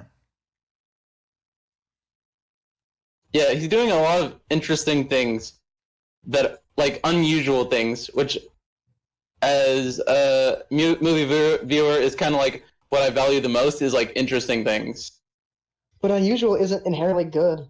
It's not, but it's like this movie. Yeah, so that is interesting. But in this movie, we've discussed in depth why it is good. Yeah, Like, it's not, exactly. It's not good, but it is good. It works. It's both good and effective at what it's trying to do. Yeah, which I respect probably more than being entertaining. I don't think movies have to be entertaining. Like I think saying Well, why that can't you're you- like discounting a lot of movies that have been made. Yeah, All of alternative cinema, you're just discounting by saying movies have to be entertaining. yeah. I mean, but like if you're gonna make an like I don't understand like why would you make a deliberately unentertaining movie? That's like To such make you language. think. Like, but can't you make a movie that makes you think that is entertaining? Then you get the double whammy, and it's a more Because you don't complete think as artistic critically. experience. Like you don't think as critically, and also like sometimes it's disingenuous to like your actual theme to make it entertaining. Yeah, exactly. If it's like disingenuous to what you're trying to do, it's kind of like counterintuitive to like. It's more important to like stay true to like what you're trying to do than Why should you make it entertaining for the purpose of making it entertaining? yeah, exactly. That's like the obvious counter question. Yeah, it's like actually disingenuous. I mean, obviously, if the point of your movie, like I'm not saying movies have to be entertaining and like there constantly has to be action and all this sort of thing, but like if your first thought upon watching a movie is that was a waste of my time, that's like a bad movie. Because I would rather watch a movie that says the same thing as that movie, But, okay, that makes you feel like it was not you a waste keep of your time. saying Like, that, but I don't there's- want to have like just a point or whatever. I want to have a point and an enjoyable cinematic experience. Okay. Because if I don't give a crap about the movie, then I'm not going to think about it as much. I completely disagree with your premise that like a boring movie makes you think about it more. Because if not for this podcast, I would watch this movie and be like, man, that movie sucked, and not think about it again. Maybe, but we're probably like watching it like we're watching these movies like very far out of the scope of like how they were imagined to be watched. Like when did the video That's- cassette that's- even come out? Like it probably just came out? Oh, like VHS type stuff? Yeah, like 50s, I don't know. 60s. Like Oh, even Oh, that. no. Movies weren't a thing until like probably like the 70s, I would imagine. Well, Yeah. there was like you could like there was like projectors and stuff like that before then, but like there's home projectors only became like really a thing in like the 70s, and most of the time it was just like films displayed on like actual television that were how people saw it at the home. But that was like typically like Christmas movies during like the holidays and stuff like that. Mhm. HS came out in 1976, and like Derek gave a pretty good summary. But and yeah, exactly. So like the movies that we're watching is definitely not Mouchette, right? So this is made to watch in a theater. We are definitely paying money to experience it, and if you're paying money, you want your money's worth in some way, right? Yeah. And the experience is obviously so much more raw. So like obviously none of us watched it in a theater. I probably watched it. Actually, I don't know how big the monitors you guys watched on. I watched it on a pretty big monitor. I watched it on my library's TV, pretty big screen. And even like I think like lights were on, it was pretty pretty not traditional, like how it's supposed to be viewed. But I'm pretty sure I watched that movie in a theater. Like, I'm definitely thinking about that. You're on the way back with whoever you went to theater with. You're definitely talking about this movie. Oh yeah, definitely. This is a movie you talk about. This is a movie you talk about, and you're like, wow, I cannot believe people are literally living on like the outskirts of society. Like, we need to do something. Like, it's crazy. Like, okay, I'll get political. Like with North Korea, for instance, right? There are concentration camps going on there as we speak, and we as a society have chose not to care. But I think the movie does a poor job of making you motivated to do anything about it. Like, I did not feel motivated to help people like this because Mouchette is not presented sympathetically at all. So why would I care about saving her? If they wanted to make a movie that makes you want to help people in bad situations, they could have done a lot better job. You really think that if you're the choice of giving Mouchette help or not, you would choose not to help her? I mean, sure I would, but from like a theoretical, like academic level. But I don't feel emotionally motivated to do so because she's not presented as someone I care about. I think that I think that's a little harsh. Yeah, because I think that's like way too. I think that's like way too harsh for. Because I don't know. She's a child. Yes, exactly. Like this child has like so little experiences through like human contact and actual like real positive emotions that her getting raped is like the highlight. Yes. Like the fact that I don't even like that portrayal, as I've discussed before. That like what? That's like okay, but like, the most powerful point of it is that like she like he portrays it as like a high point for her.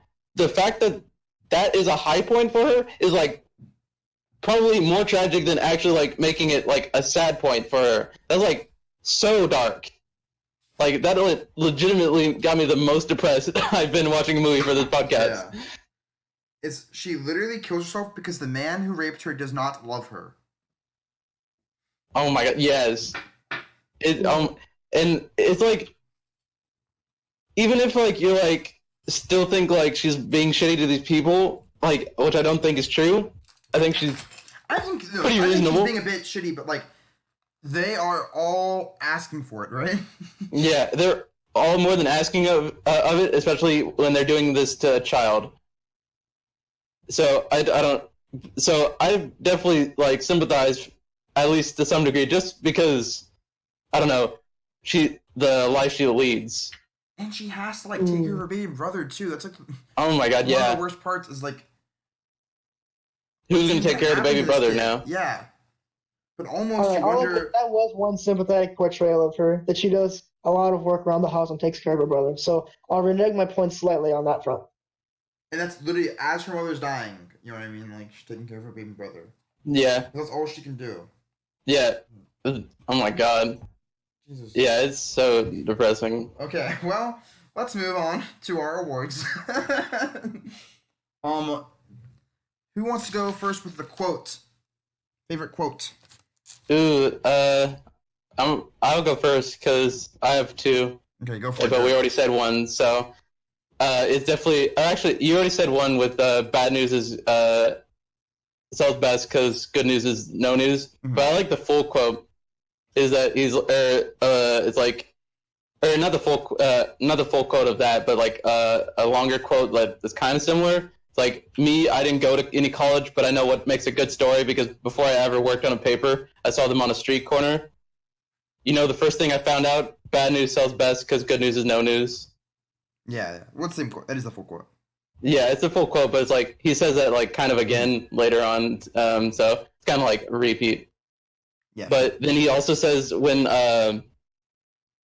Boots confronts him and is like, you're just doing phony below the belt journalism. Is like not below the belt. He like yells it. It's like right in the gut. And I was like, yep, that's like exactly what this journalism is supposed to do. It's like it's not supposed to hit you in your like head or like in your feels. It's supposed to be like in your primal instinct, like this person dying.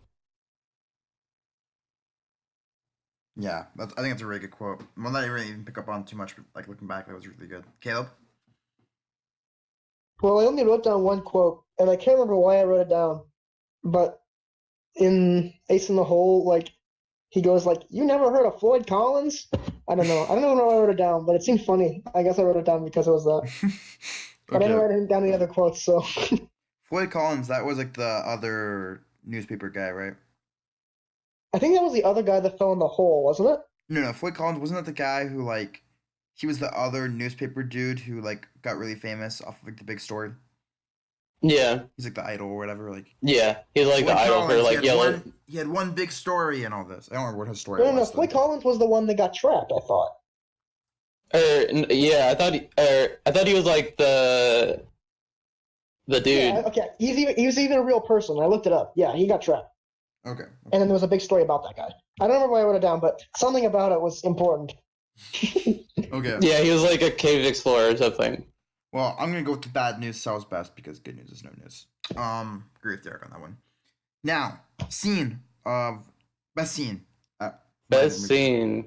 I got one for that. I think when like the hilarious like turn when they're building it up to a kiss, and then all of a sudden he just goes pop pop, and then it completely like shifts your opinion of like what this movie's gonna be about and like who these two characters are. It does so much and it's so shocking. Like I literally like practically jumped out of my seat when it happened because it was so abrupt.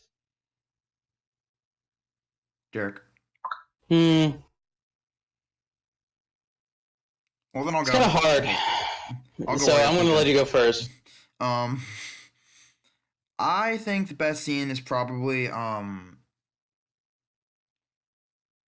it's got to be for me the scene in Ace in the Hole. Or it's Leo's monologue where he's just like telling him about the gift and like it's cutting to the doctor. It's like when he basically first finds out that Leo's about to die, and when he's with the doctor, Yeah. it keeps cutting to like the doctor and him. Like most of the monologue is actually told like the doctor and him. You can just hear Leo's breathing. Oh yeah, that's as, pretty like, good. They show their faces, so it's like you're really getting like their experience with it. Like, oh gosh. Derek, do you have one yet? Probably gonna go with the scene where at the end of Mouchette when she's like rolling down the hill because it's such an I don't know, I've seen very few suicide scenes in movies, but that's like very unique. And I don't know about you, I had literally no idea what was happening. Yeah, it's like What is she portrayed. It's doing? yeah, exactly. It's like so confusing. It's like at first, but then it's like, oh shit. Yeah, she just killed herself. Caleb. Or I don't know. I said Caleb. I already did my favorite scene. Favorite? Yeah, I was gonna say Caleb. What was your favorite character?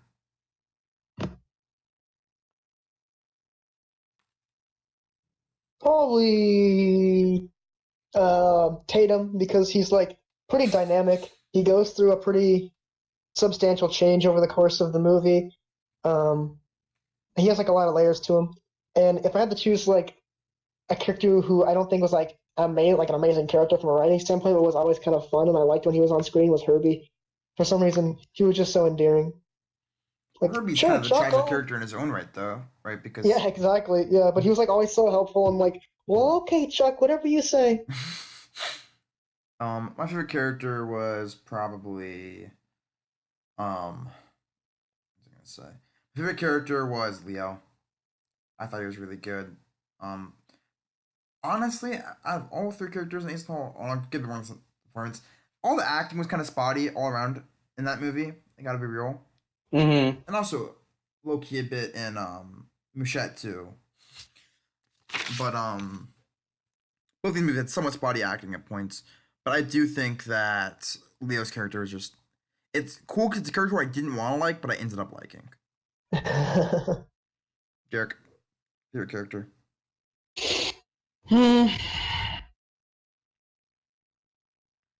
It's tough. Because honestly, I don't really like most of these characters as like people. But probably like the most interesting character was Mouchette, so I'm gonna go with her. Interesting. I was gonna go with Mouchette for best performance. I think. Yeah, that's why I was young. She did a really good job, just being nothing, being a tabula rosa, but almost even less. Ah, gosh. Okay, talk too much about it, but yeah. Caleb. I liked the poacher guy as the best actor. Like, he was pretty convincing, and I liked the epileptic seizure thing was like fairly interesting from an acting perspective. Like, it was done convincingly. Yeah. One thing I want to say about Mouchette though is like, kind of in regards to the acting, is like people would be crying, but like it was obviously fake tears because they would be like completely normal, and then it would like cut, and then their faces would like be literally drenched in water with like water like freshly running down their face. Oh yeah. But the thing is, like, it kind of like worked because like the crying's never allowed anyways. You know what I mean? Yeah, Yeah. it just looked kind of funny. Like all of a sudden we cut, and then their faces Yeah. are drenched. Derek, favorite or best performance?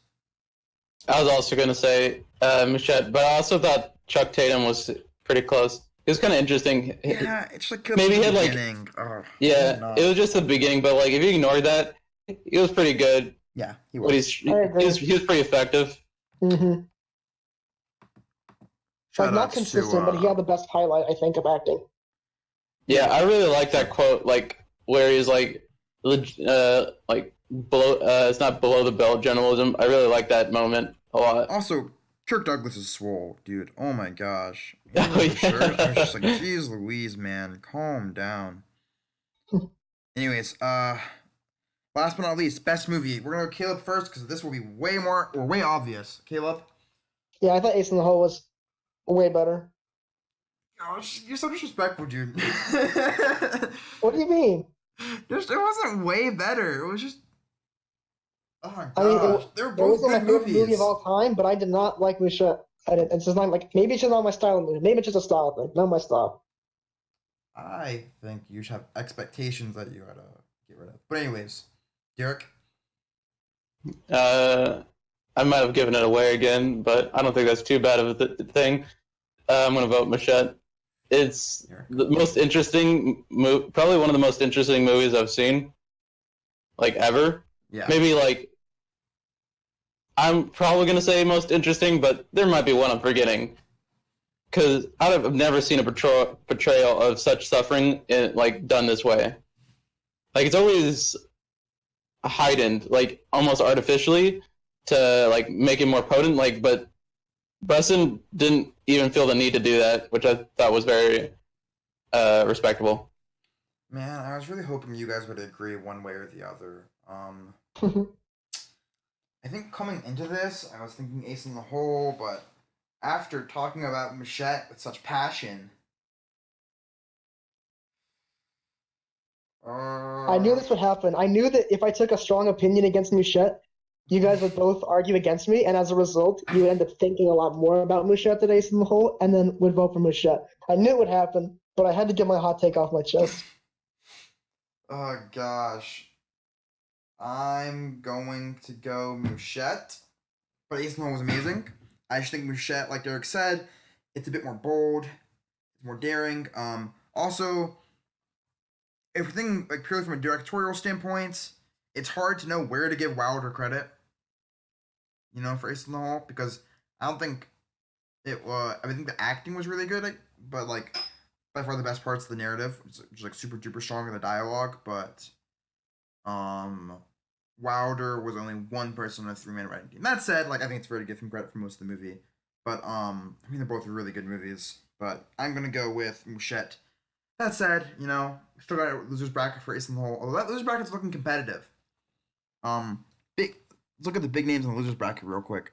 We got The Children Are Watching Us, which we liked. Knights of Cabiria, which Caleb really liked. Godfather Part 3. Probably not Raiders of the Lost Ark. Cries and Whispers. Ooh, you forgot that was in there.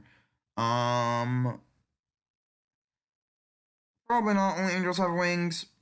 Monster Verdot, which I know Derek loves. So we already got some hitters in the losers bracket, and we still have like 5 more movies left. So this is not gonna get any easier. That said, thank you everybody for listening. Oh wait, what are we gonna do next week, everyone? We have Let's see. Hitchcock versus Visconti, Godard versus Lynch, Kurosawa versus Truffaut, Scorsese versus Lang, and Buñuel versus Antonini. Let's do Kurosawa. Okay, I'm ready for some Kurosawa. Akira Kurosawa's Throne of Blood versus Francois Truffaut's The Wild Child. This is gonna be a heavy hitter round. Holy cow! Yeah, well, we will see. I'm I'm excited. a big fan of Kurosawa, so we'll see. Derek loves Kurosawa. Alright. Caleb apparently. Oh man, why do you guys always do this to me? Already. No. I really like Kurosawa too. That wasn't what I was going for. Okay. I was just noting that I think that's an expected Yeah. Sure. Derek. Yeah. Derek's a weeb, is what Caleb's saying. Yeah, that's exactly what I was saying. I was hoping you'd pick up on that one. Yeah. Enough about that. But Not as big as Weeb as you. Don't worry. Okay. Hot takes coming up next episode, boys. This will be a whole other conversation for a whole other podcast. Until then, thank you so much for listening. I'm Matthew Moore. I'm here with Caleb Ferguson and Derek Schwarzinski. And remember, watch more movies.